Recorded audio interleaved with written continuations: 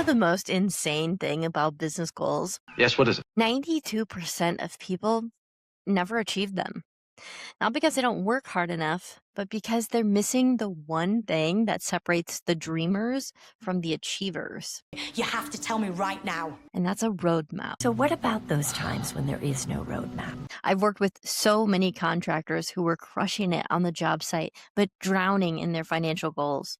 They'd set revenue targets, growth plans, equipment purchases, but 6 months down the road, they're already wondering why nothing has changed. Exactly right. Exactly. So today I'm sharing the exact 5-step framework we use with our CFO clients that turns wishful thinking into measurable results. What do you call it? I call it the SMART framework. And by the end of this video, you'll know exactly how to apply it to any goals in your business. I'm ready. I'm ready. Welcome back to Built for Two, CEO edition.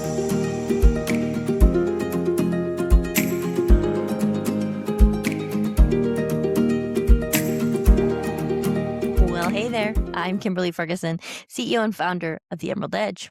And we help contractor couples build profitable businesses without sacrificing their marriages or their sanity. And here's what I've learned after analyzing hundreds of business goals, if not thousands. The difference between the couples who hit their targets and the one who don't, it's not motivation. It's methodology. There may be a method to their madness. So the SMART framework stands for set specific goals, measure progress, analyze to find the root cause, roadmap the next big milestone, and turn big milestones into bite-sized pebbles. I like being smart.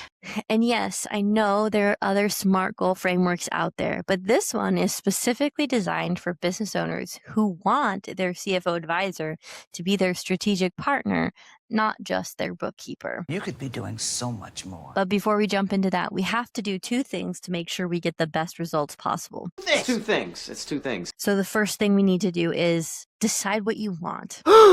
Sounds easy, right? But digging into your goals can actually be pretty challenging. So the easy ones are usually, what do you want to do with your business? What are your business goals? Sounds easy enough. But more importantly, what are your personal goals? What do you actually want to accomplish with all of the business growth? Do you want to utilize the money that you're making in the business to fund another pet project, to start a foundation? Do you want to use the free time that you build up to go on vacations, to spend more time with your family or your loved ones? What does that look like for you? Growth means nothing without a reason why. We need more reason than just make money to truly motivate us.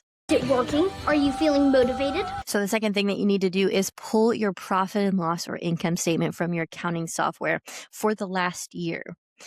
Have this in front of you when you walk through this process. So this means that you need to have your books up to date, accurate, and reconciled. And they need to be organized in a way that you can see the different categories of like your income, your direct cost or cost of goods sold, your advertising, your personnel, depreciation, and other income and expenses. Okay, slow down. Without this information, it will be next to impossible to walk through this process effectively. So pause the video, get that stuff in front of you. I'll go get that. All right, so our first step is set specific goals. And I don't just mean for yourself or for your business. We did walk through that. That was step one, right? But this is for each category on your profit and loss. So take what you had done last year as far as each of those categories. So income, cost of goods sold, advertising and marketing, personnel, overhead, depreciation, and other income and expenses. And tell me what you see them as for the last year, what you want them to be for the future. Some big questions to ask yourself. Would I be happy with these results? Are these results realistic? Are they kind of stretch goals, but not something that's impossible for me to meet? We have to find that happy medium in between all of those things so that we can truly find goals that we can meet, but will stretch us and will help us accomplish the goals that we've set for ourselves. Why not set your goals higher, huh? So our next step is measure progress. So It's very important that as you go through the year, we're comparing our profit and loss to those original goals that we set for our business. So that involves not only seeing where you are so far, but also projecting into the future.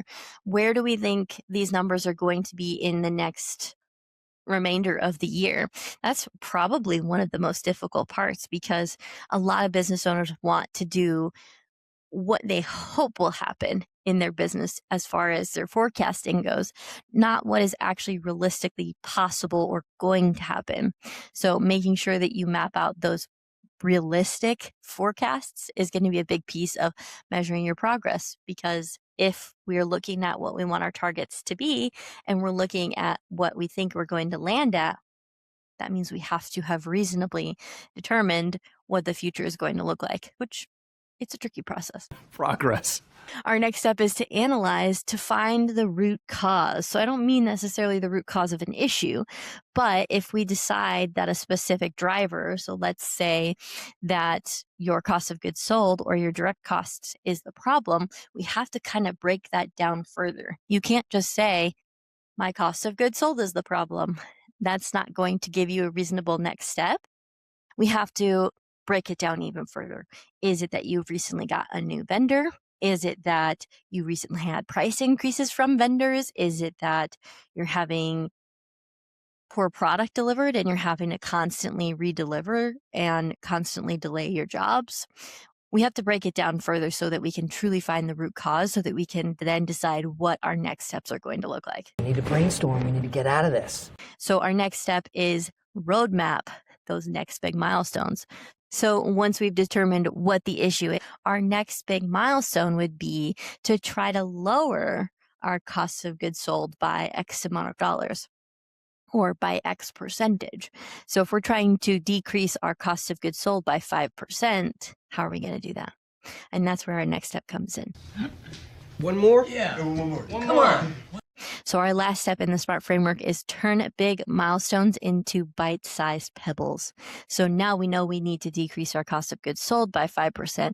How are we going to do that? That's the $1,000,000 question. We know that our vendors are potentially our problem in this area. So we could contact those vendors and see if we can negotiate better terms of our deals. Maybe it's based off of the quantity that we do with them and making sure that we're meeting a specific quantity, and then they will give us a bulk discount. Maybe that looks like communicating with other vendors in the area who provide a similar service or product and seeing if we can get a better deal with them. How can we break this down in order to make sure that that is successful by the time we review this in the next month? We also need to make sure that we are assigning that to a specific person. It doesn't necessarily have to be you, but somebody in the business has to know that that's their job, and we have to set a deadline, right? So all good goals have deadlines. We need to know, did we achieve it and when did we achieve it by? Wait, what deadline? And then once we've gone through the entire SMART framework, we want to basically rinse and repeat. So step 1, or S, we do this one on an annual basis. We don't need to set goals and targets every single month. We do this once a year, and then we move forward. Once a year.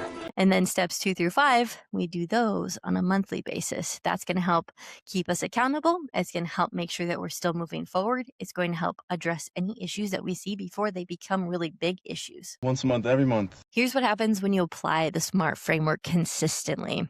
One client we worked with went from losing $360,000 in the prior year to making over $300,000 in profit in just 6 months. That's incredible. It's incredible. We not only increased their revenue by over 16%, but we also reduced unneeded expenses, increased efficiency of billing, and created a pathway to less friction for their onboarding processes. How on earth did you do that? They'd been living with these losses of $400,000 a year on average over the last 13 years until then. That's not just great progress, that's life-changing. Could you do that for me? If you're ready to stop hoping that your goals happen and start making them happen, we can help. Our CFO advisory service is built specifically for contractor couples who want to grow strategically, not accidentally. Oh, me. And if you want to see how this framework would work for your specific goals and your financial situation, book a free strategy call with our team. We'll show you exactly which drivers would have the biggest impact on your business and how you can implement them. I'm in.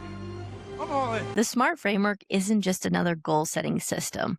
It's a financial roadmap that turns your biggest dreams into your next quarterly targets. This has been Built for Two, where systems keep your business steady, strategy helps it grow, and building it with your soulmate makes the whole adventure worth it.